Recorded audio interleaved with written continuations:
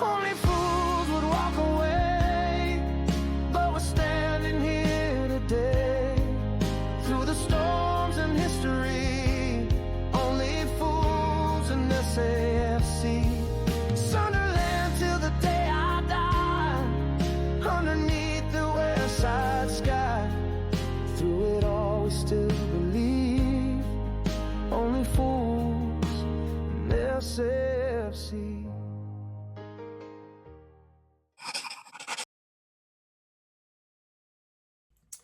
Well, hello, good morning. Hope you're all alright. So we're back again. Match preview of our up-and-coming game at the weekend against Nottingham Forest. Saturday night kick-off, 5:30 live on Sky. Going to be a tough game. But just before we get into the video, just wanted to say a massive thank you to everybody who responded and liked and commented to the video last week, where I kind of explained the algorithm shenanigans. I know it was a 10-minute kind of rant and a bit boring for you all, but the response to that video has been class. So thank you very much for everybody who's kind of done what I asked since last week. So it's greatly appreciated. But straight into the preview against Forest. Can we continue our superb form? We got that battle and 1-1 draw against Villa last weekend, down to 10 men. You know, in really bad circumstances, we battled and fought. We were the better side for long periods against that Villa team. Now for Forest, in my opinion, a crazy decision to sack Nuno Espirito Santo.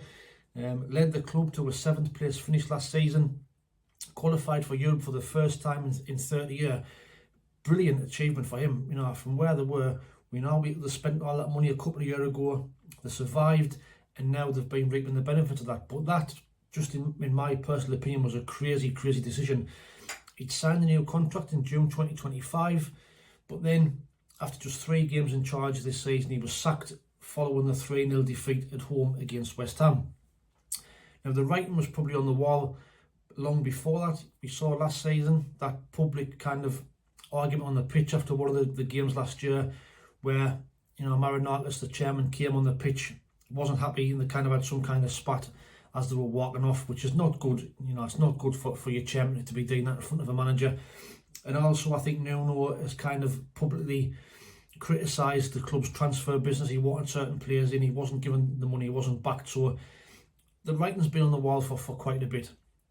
But the 9th of September, they appointed Ange Postecoglou, which is, for me, is not a manager I would have went for. But we know Marinakis has been a long admirer of Big Ange, and it was kind of all done behind the scenes, wasn't it? Because it looks like Nuno was sacked the day after Postecoglou took charge, and it was kind of all done and dusted very quickly. Now, like I said, he's not the one that I would have had. I don't like his style of football. I think he's too gung-ho, he's too open. Had a good record with Celtic, but then again, who hasn't? He did win the Europa League, you know, last year. But the league campaign for Tottenham last year was absolutely atrocious. Finished 17th, just 1 place outside of the relegation places. Overall, like I say, yeah, a great record at Celtic, 73% win rate.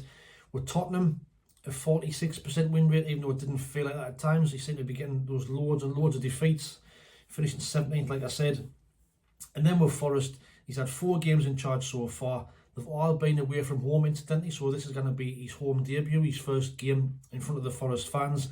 They had a 3-0 defeat at Arsenal, a 3-2 defeat in the Carabao Cup away at Swansea after the were winning 2-0, a 1-1 draw at Burnley last weekend in the Premier League, and a 2-2 draw last night in the Europa League against Real Betis, which is probably not a bad result on the face of things, but they were winning 2-1 and conceded a late goal from ex-Man U player Anthony. Now that European game will probably work in our favour, I think, because I think Marinakis wants Forest to do well, and they will be targeting that competition this season. And I think the stats kind of prove that teams who play back in the league after they've had a hard European game tend to struggle. So I'm hoping that that's going to play in our favour, and I'm hoping that we can capitalise and you know, take advantage of the journey they've had. They've been travelling to Spain and all sorts of stuff, so they're not going to get back till today. Not really going to have much time to train, and that could work in our favour big time. And like I said, I just don't think Ange is a fit for Forest.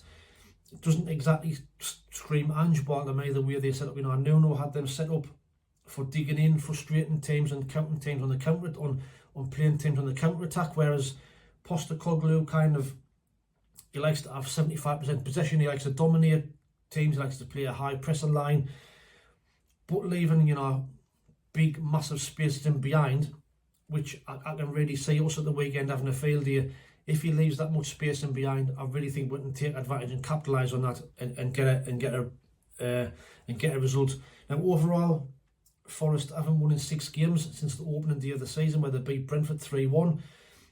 So they drew with Palace, lost against West Ham, lost against Arsenal, lost against Swansea, and then drew against Burnley and drew against Real Betis. Having said that, they do have some good players. Elliot Anderson, the ex-Mag, he's gone there and really shone. Had an England call-up not so long ago and did well. He's been their top performer so far this season. Ollie Aina and Chris Wood. Chris Wood, probably not everybody's choice as a centre-forward, but he gets goals and he's had a great couple of seasons with Forest. He seems to get a lot of goals. Big centre-forward, big target man. He's done really well. Got 2 goals already this season, along with Nico Williams and Dan Ndoye's got 1, and assists. Well, Elliot Anderson's got 1, Dan Ndoye and Morgan Gibbs-White's got 1 as well. And then Morgan Gibbs-White, for being their kind of playmaker and their best player, he's been off form this season. I don't think he's been at the peak of his powers, and they'll be looking at him to come back to form and put in a good performance at the weekend. Now, like I said, overall, I think it's a great time to be playing Forest. Changed the manager for no reason. I'm guessing the players were happy under Nuno. They were enjoying good success. They were doing alright, and now they're going to go through that transition period of now changing playing styles from getting to what they were to what they're trying to get to now, and the fact they've had that high European game. I think we could be playing them and catch them at the right time. In fact, I'd go as far as say I think Forest might have a poor season this season. I think they could struggle. They're down there. They've only got 3 points or 4 points, and I think if they're not careful, if they concentrate too much on this European competition, I think they could fall foul and will be in danger of getting relegated, because in my opinion there's 3 better teams in the league this season than what there was last season. The newly promoted teams, us, Burnley and Leeds, are far better than what was last year. And I think if Forest have the same type of season as Tottenham had last season, then they could struggle and it could prove very costly. So they've got to be careful. Now, Forest fans, I'd love to know what your thoughts are on the situation. Are you happy with Ange in charge? Are you frustrated by your chairman's actions? Would you have preferred to have kept Nuno? Are you in danger of relegation this season? But let me know what your thoughts are in the comments below. It'd be great. I always like to see the away fans' comments and reactions to the videos. So, am I wide of the mark? Do you think there could be a chance that you could, struggle and potentially get caught out by focusing on Europe? But let me know what you think. As far as we're concerned, I think people are now starting to sit up and notice Sunderland. The lazy reporting at the start of the season around, all these pundits, the 3 promoted sides are going to go straight back down. And I think that was just lazy reporting, because it's just an easy thing to say, that's the trend, that's what happens, without kind of delving too much into what these newly promoted sides have done. The money we've spent, the investment that Leeds have had, even Burnley have started the season really well. Unlucky not to get a draw at Man United. They should have gotten something out of the Liverpool game. So they've been unlucky, but they've had a decent start themselves. They beat us, and they got a point at the weekend against Forest. So all the newly promoted sides have done really well this season. The stat that you might have seen on the TV show I did last week, where at this point last season the newly promoted sides had 7 points. This season us 3 have got 19 points. So that's massive to where the teams are now to where they were last season. So, and I just think it's nice that pundits are now starting to recognise that there is a chance that us 3 could stay up, or certainly 1 or 2 of us could stay up and buck the trend of what's gone past in recent years. Now, I'm hoping that we can shove them comments down these pundits' throats.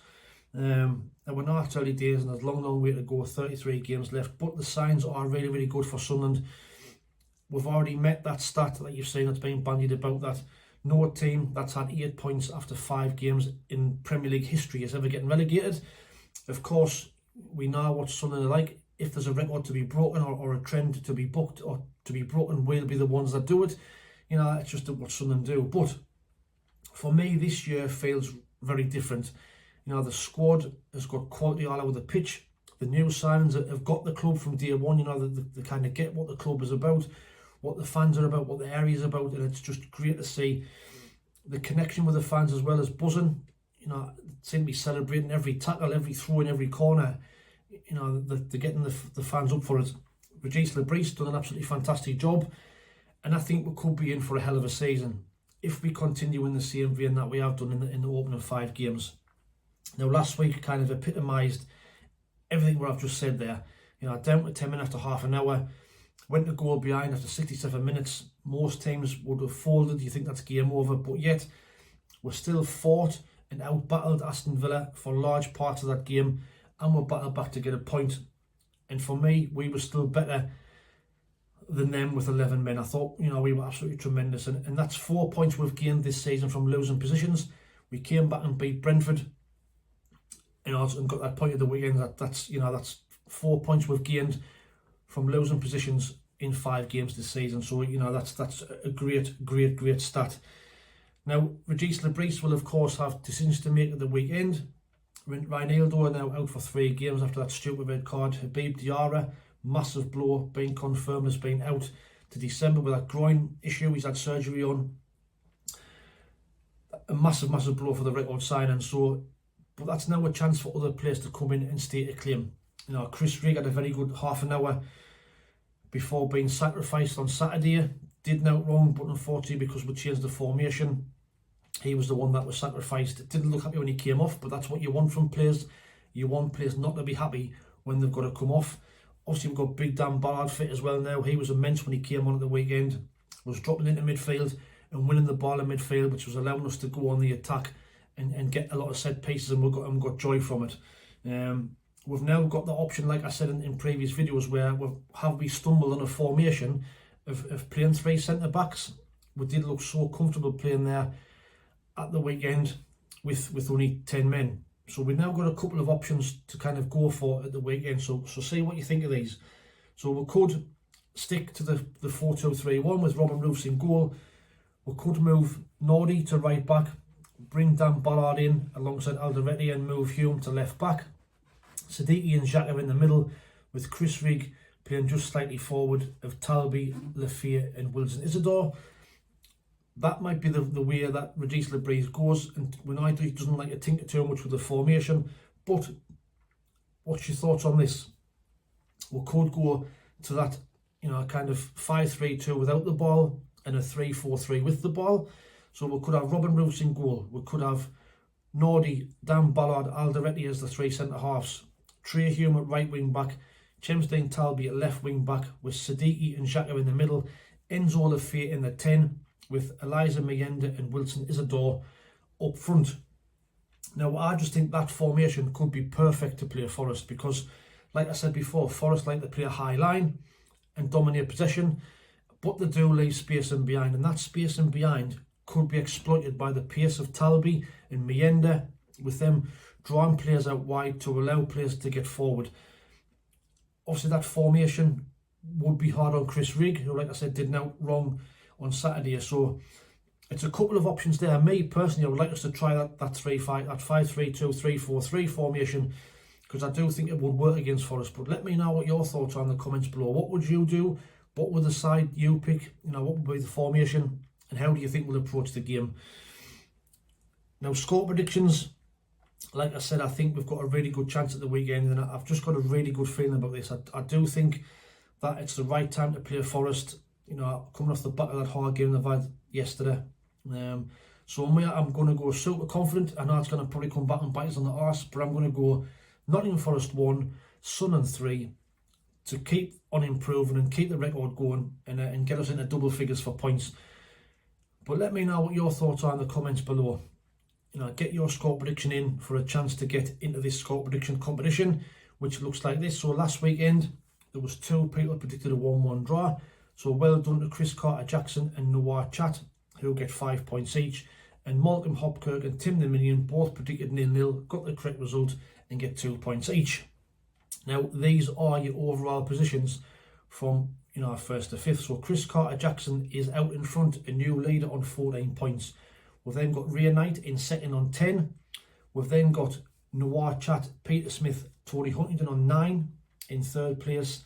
We've got Alex Dixon, Brian Greener, Elizabeth Eyre, Gary Hoyle, John Ruddock, Mark Aki, Richard Waite, Stephen Smith and Steve SM68. I have said it, Steve SM68. I've put the 68 on the end for you. And Trevor Henderson on 7. They're in 4th place, and yours truly is in 6th place. Is in 5th place with 6 points from the opening 5 games. So get your score predictions in the comments below. Remember, you must be a subscriber at the end of the competition, and we'll see how you get on this weekend.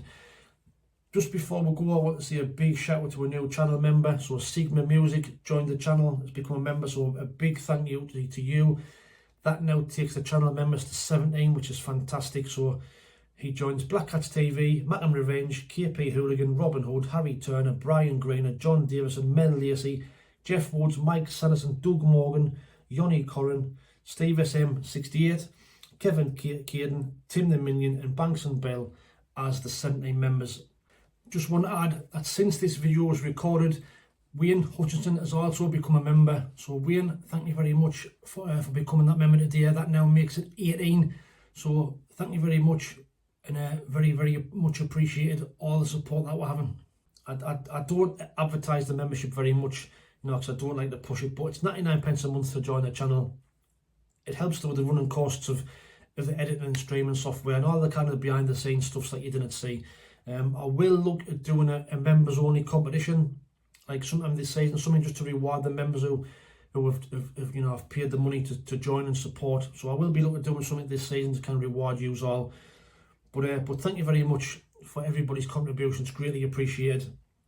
If you don't mind, please like, share, subscribe, and more importantly, hype the videos if you can. It does help, and it will greatly help to get this algorithm sorted and get us back to where we were. Watch out for the match review coming out after the game on Saturday. It will be a late one because it's 5:30 kick-off. It'll be after probably 8 o'clock before it comes out. But hopefully we can do the biz. Anybody travelling down there, have a safe trip, have a great trip down to Nottingham. It's a nice old ground to go to. The atmosphere is cracking. It'll be a good away day, and I'm sure the atmosphere will be bouncing. I will be putting out an away day guide in the comments below. But in the meantime, like I always say, thanks for watching, take it easy, stay safe, and we'll speak soon. See you later. Sunderland's where we live and fight with pride.